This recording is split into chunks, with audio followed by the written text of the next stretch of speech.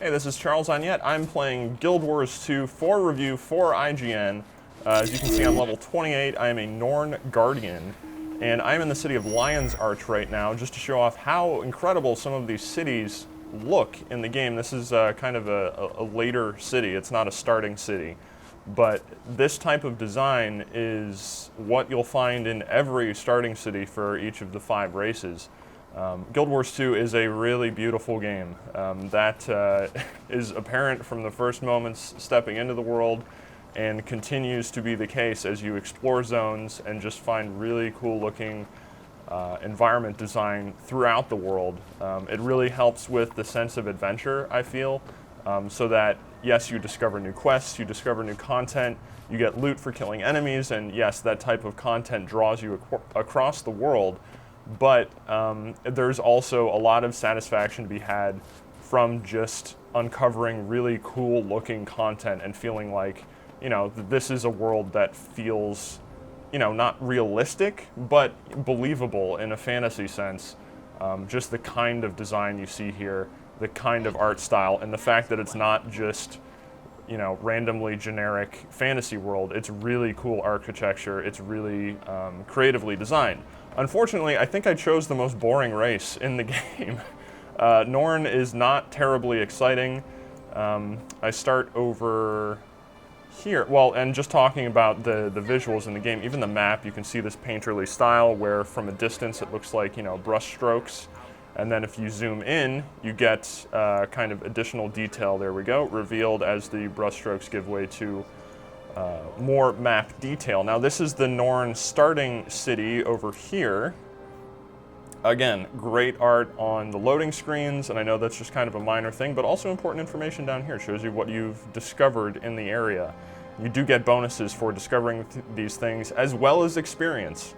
That's something that Guild Wars 2 also does really well, is constantly rewards you for pretty much everything you do in the game, from gathering minerals while you're wandering around maps, just mining ore and things like that, from collecting blueberries from bushes.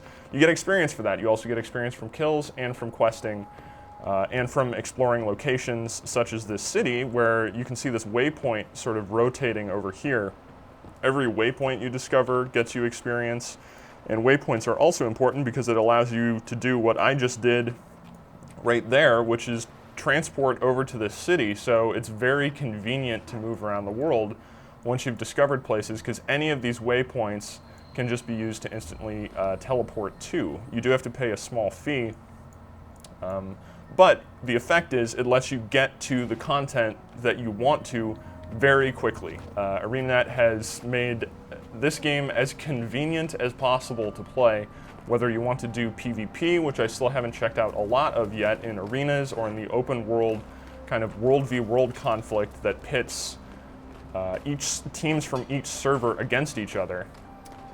Here I'm just showing off some of the design. You can see these ice sculptures of colossal animals sitting here towards the center of the city, where there's some type of disco ball element in the middle. But again, really, really cool design.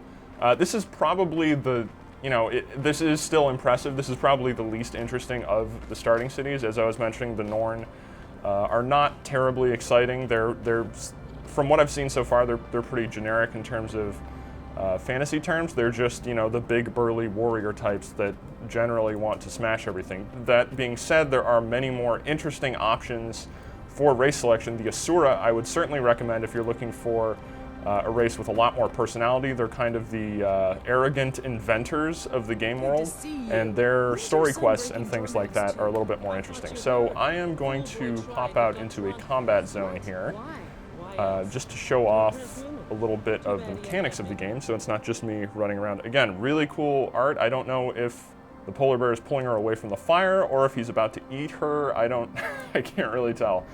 But still, really, really cool art throughout. Again, just going along with that theme of just incredible presentation all the way throughout the game, including the mini-map. The mini-map is amazing. I know that's, you know, maybe a random thing to point out, but the mini-map is so cool. It zooms in and out very smoothly. You can resize it. The art on it is great. It's just this little kind of piece of art that sits down in the bottom of your screen. Very helpful. Shows off everything interesting that's in a zone. all the points of interest that you should really be running towards.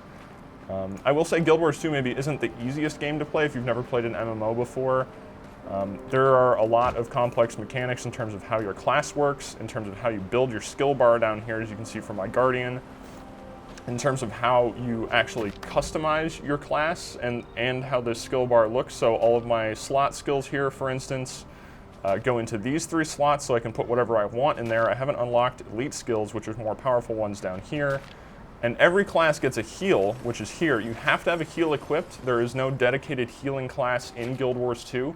So that is something that I'm still playing around with in terms of how that affects group encounters and where that puts you in terms of what your role is in a fight. It seems like that requires much more coordination on your part because your skill bar is so customizable. But you are still limited, so you can't just have everything active at once. You do have to make decisions about what's going to be on there, and that is the left side of the bar is affected by which weapon you have equipped. So depending on your weapons that are active, you will actually get different skill bars down here. So if I switch weapon types, for instance, now I have a really cool looking mace.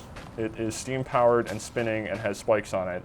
Pretty happy about that mace. But you can see my skill bar switched. So you really have to figure out, when you're really learning your class, you really do need to figure out which skill sets are most effective in which situations. And it seems like a lot of the more organized combat has a lot to do with kind of buff, debuff management, as opposed to just, hey, I'm the guy who's going to spike heal you through this dungeon, because that doesn't really happen. There isn't that element. So you need to be much more concerned with movement. Like you can see here, you can dodge and sort of stay out of the way of enemy attacks. That's really what is going to help you survive, in addition to being quick about which skills you need to use in which situation, because a lot of skills are very situational. A lot of the buffs and debuffs are very short duration, so it's not like you can just put something up and it's like, oh, I don't have to worry about that again. It's a 30-second buff or something like that. It's usually a couple seconds, so you really need to pay attention to timing in order to get that right. It doesn't matter as much in the overworld, which is where I am now, just playing with other players, but once you get into sort of more organized conflicts, that becomes more of a focus and necessary for success. One of the things I really like about the questing in Guild Wars 2 is there really aren't, you can see one of my main story quests here, and main story quests are presented with voiceover and sort of slickly presented dialogue scenes and give you, they deliver specific characters with specific personalities and things like that, so you can follow along with that. But a lot of your time those missions are pretty short though. A lot of your time is going to be spent out in the open world doing heart quests, which here I'll zoom in on. I'm approaching a heart NPC over here, and events, which I haven't seen one happening yet, but you don't actually accumulate a bunch of quests in a quest log or anything like that. You just go up to these NPCs, and then there will be objectives that pop up in the top of the screen, and you just kind of do them. So there isn't a lot of interaction there. Everything just kind of happens automatically, and that seems to be a theme throughout Guild Wars 2 is if you are in an area where something's happening, you can just participate. You don't have to accept something. You don't have to make sure you're in the right group and everyone's on the correct stage of a quest line or anything like that. You just start doing stuff, and then you start getting rewards, which is pretty nice. It allows you to play very fluidly. It allows you to get easily into the content you want to. And then in the case of these heart vendors, it eventually unlocks items you can buy. And each vendor has different items, which has actually become kind of a pain because I've unlocked so many vendors at this point, and there isn't really a centralized hub, so you kind of have to go around to each one individually, and I don't really remember who was selling what and everything like that, but that is a viable way to advance your loot too. So in case you're worried that, oh, do I have to do the crafting system to get better stuff, it seems like you can get a lot better items just through the vendors like that, and there will be drops and things from enemies too. But it seems to be, so far, Guild Wars is much more about skilled combat than, oh, I'm gonna die. I should have been paying attention, sorry. It's much more about skilled combat than it is about necessarily who has the greatest loot or something like that. So the events will also, like I was talking about with the heart vendors, they will just happen throughout the zone, and you can just sort of run into them. And I was hoping to find one over here, but it doesn't look like one's happening. Once you find them, you can just start playing and just jump into the action regardless of what stage the event is at. Many are multi-stage, many have multiple parts that will chain into each other depending on whether you were successful or you failed at a previous quest. So I'm gonna teleport over here and see if I can find something. But those are the most interesting stories that I've found in the game so far, really, these event quests, just because you will have NPCs that will interact with each other as the events are going on.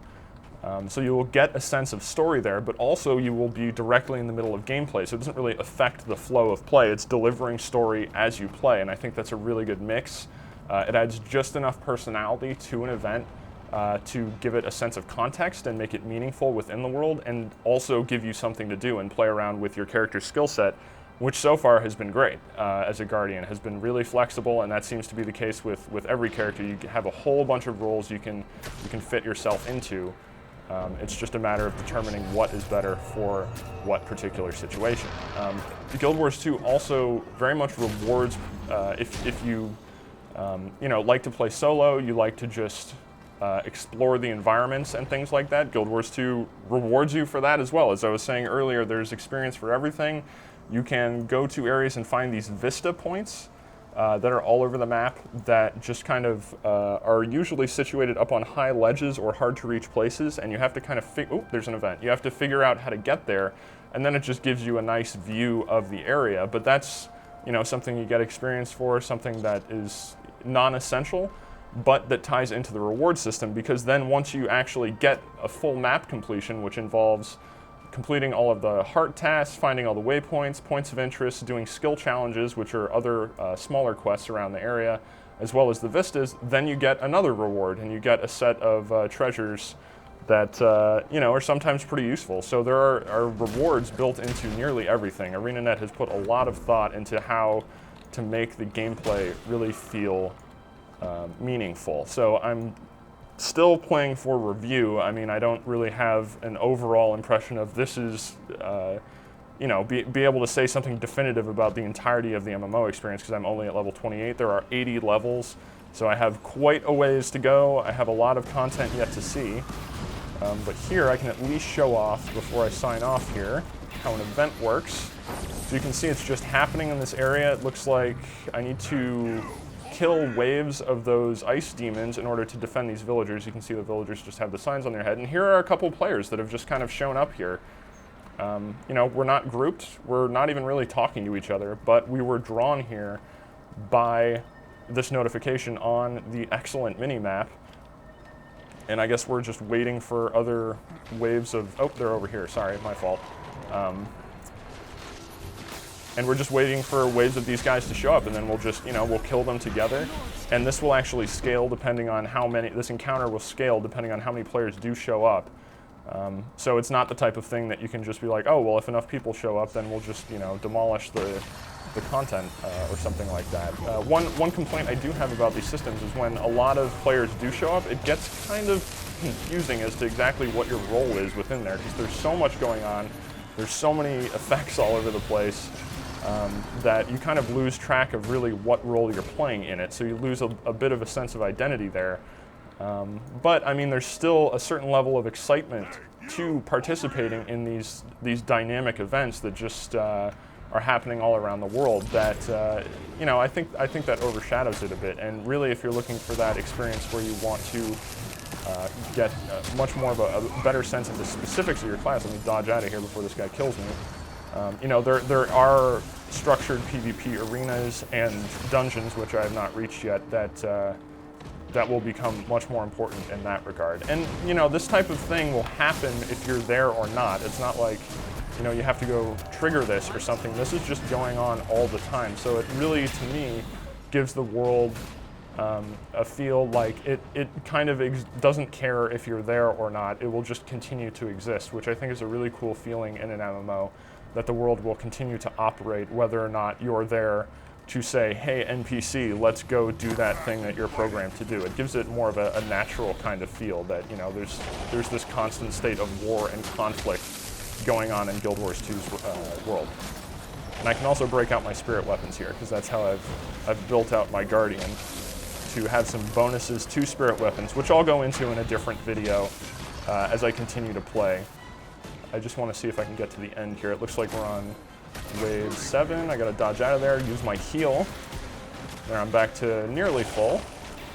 And it looks like my spirit weapons are actually taking care of this guy, so that actually came in quite useful. There we go. So event completed. We defeated all the waves. Here I got a big experience bonuses. I got karma points that I can spend at those heart vendors I was talking about, and I get money. So that's a big experience bonus. That type of thing encourages you to take part in quests instead of go around and try to round up a bunch of enemies and kill them. Because grinding is pretty boring, and this game, I mean, I guess you could do that if you wanted to, but it's really not the smartest way to play. It's not the most efficient way to play. And just to show off that you do get experience for doing something as dull as mining ore, here you go. There we go. I'm actually, that is roughly equivalent to a kill, killing a monster, each smash of my my mining pick there. So that is very useful. And so overall, I mean, I'm liking a lot what I've seen of Guild Wars 2 so far. Still a lot more to see, obviously, and I'll be updating through videos on IGN.com as I continue to play for review. So stay tuned for more updates.